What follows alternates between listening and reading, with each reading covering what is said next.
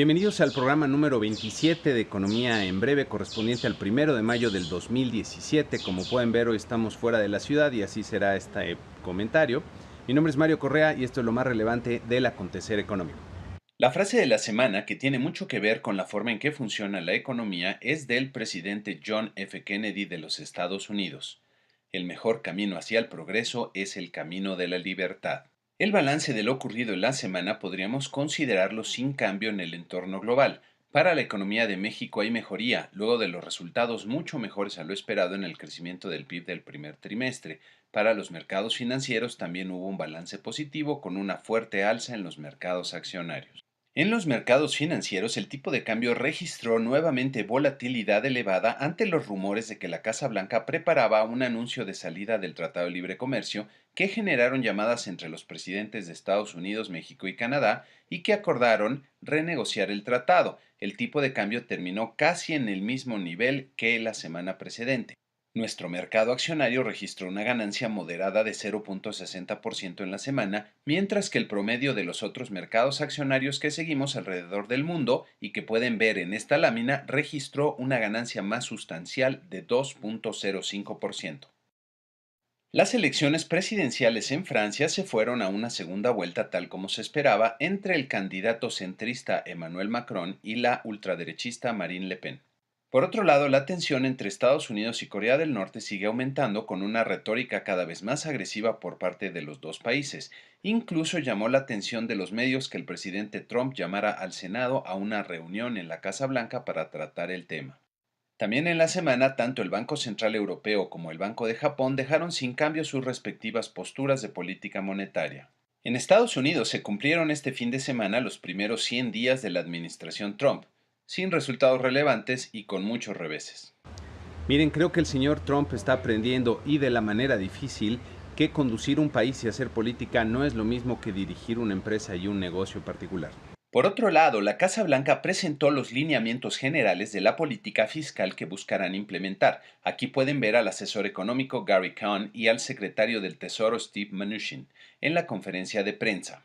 Entre los puntos más relevantes de la propuesta destacan los fuertes recortes a las tasas impositivas, que para las empresas bajaría de 35% a 15%, y para las personas se recorta el número de cajones de 7 a 3, con una tasa máxima que bajaría de 39% a 35%. Los montos máximos a deducir para las personas serían del doble del actual, pero habría menos conceptos deducibles, solo hipotecas y donaciones a organizaciones de caridad. También se contempla un menor impuesto a las ganancias de capital y revocar el impuesto a las herencias.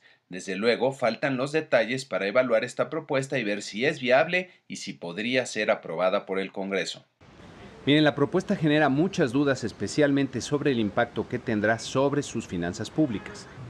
Hay que recordar que la deuda pública de Estados Unidos alcanza ya los 19.9 billones de dólares, más del 100% de lo que producen en un año, y un recorte de impuestos podría generar un boquete fiscal y tener consecuencias desastrosas para su economía.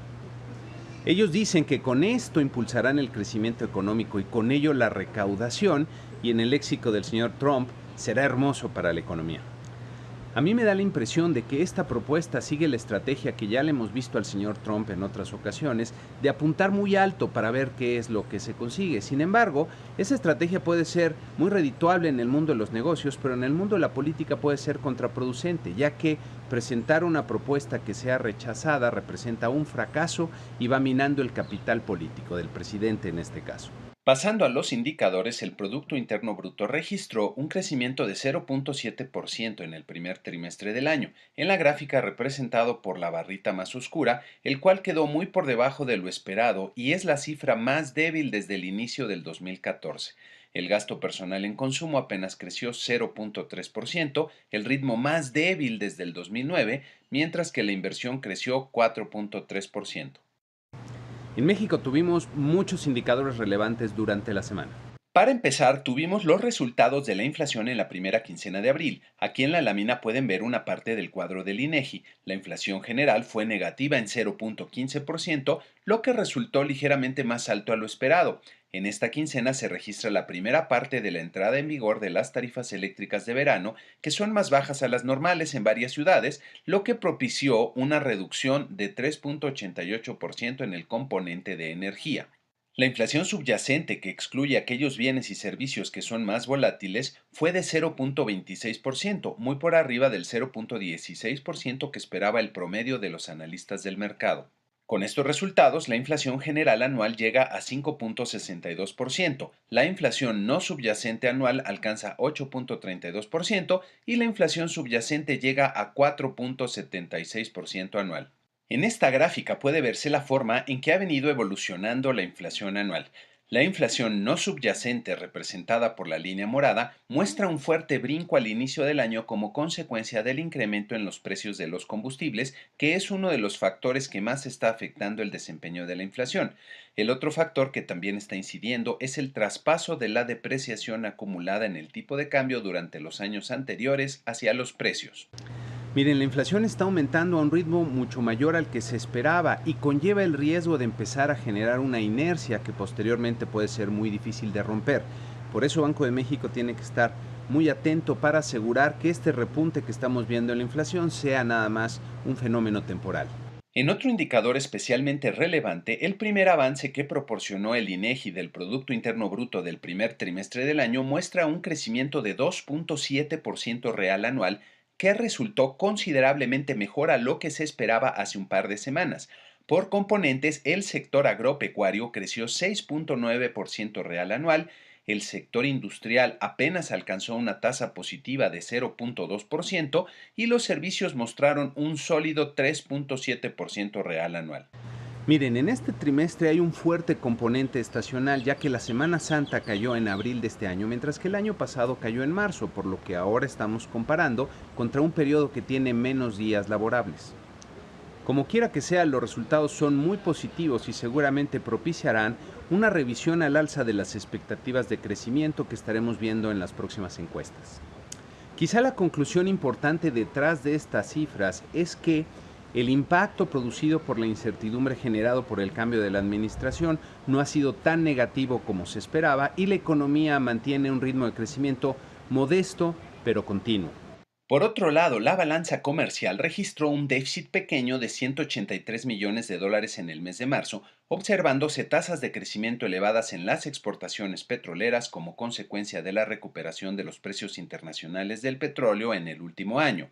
También las exportaciones manufactureras repuntaron de forma significativa tanto en su componente automotriz como en el resto. Las importaciones presentan una tónica similar, repuntando con fuerza en el mes de marzo. En esta lámina puede verse la evolución de las exportaciones e importaciones, destacando la reactivación de las exportaciones no petroleras y un fuerte crecimiento en las importaciones petroleras. También tuvimos en la semana las cifras de la actividad financiera que presentaron un comportamiento mixto. La captación, representada por las barritas de esta gráfica, se desacelera a una tasa de crecimiento de 6.1%, pero el financiamiento acelera ligeramente para crecer 8.4% real anual.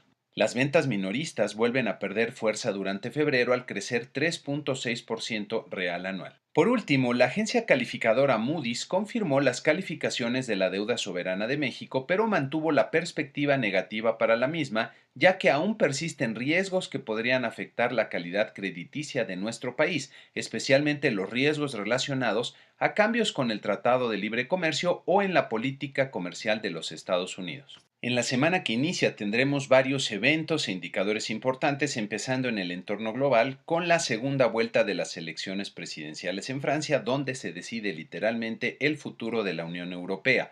En las últimas encuestas disponibles, el candidato del centro, el señor Macron, lleva una ventaja importante sobre la candidata Le Pen de cerca de 60% contra 40%. También en el entorno global destaca la tensión que está creciendo en la región de Corea del Norte. En Estados Unidos tendremos información muy importante, comenzando con la decisión de política monetaria del Comité de Operaciones de Mercado Abierto de la Reserva Federal, o FOMC por sus siglas en inglés.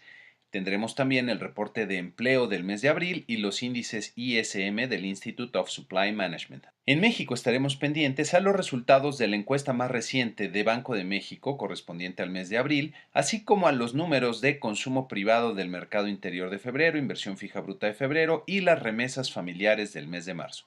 Y con esto concluimos este programa número 27 de Economía en Breve, con la invitación a que, si lo consideran útil, se suscriban al canal, le den like, compartan el video. Muchas gracias.